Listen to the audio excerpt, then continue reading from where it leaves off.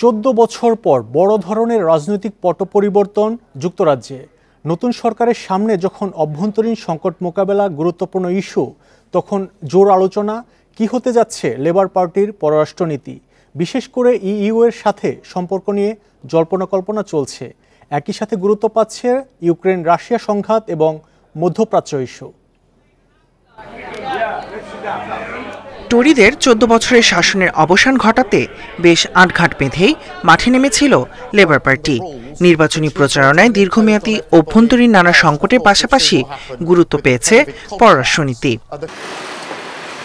ক্ষমতায় আসার আগেই লেবার পার্টি নেতা স্টারমার জানিয়েছিলেন ইউরোপীয় ইউনিয়নের বাইরেই থাকবে তার দেশ।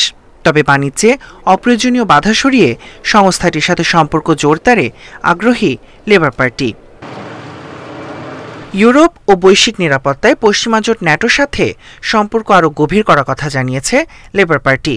বৈশ্বিক চ্যালেঞ্জ মোকাবিলায় জাতিসংঘ, G7 ও G20 শক্তি বাড়াতে মিত্রদের সাথে নিয়ে প্রয়োজনীয় সংস্কারের প্রতিশ্রুতিও দেওয়া হয়েছে। গঠন হতে পারে আরও নতুন কিছু সংস্থা। ইউক্রেনের জন্য ব্রিটেনের সামরিক, অর্থনৈতিক, কূটনৈতিক এবং রাজনৈতিক সমর্থন বজায় রাখার প্রতিশ্রুতি রয়েছে। একই সাথে সামরিক অভিযানের জন্য রাশিয়ার জবাবদিহির চেষ্টায় সমর্থন দেবে নতুন ব্রিটিশ সরকার। দীর্ঘমেয়াদী শান্তি ও নিরাপত্তা নিশ্চিতে মধ্যপ্রাচ্যে বিশেষ নজর দেবে লেবার পার্টি। এমনকি দলটি ক্ষমতায় থাকাকালীন ফিলিস্তিনকে রাষ্ট্র হিসেবে স্বীকৃতিও দেয়া হতে পারে।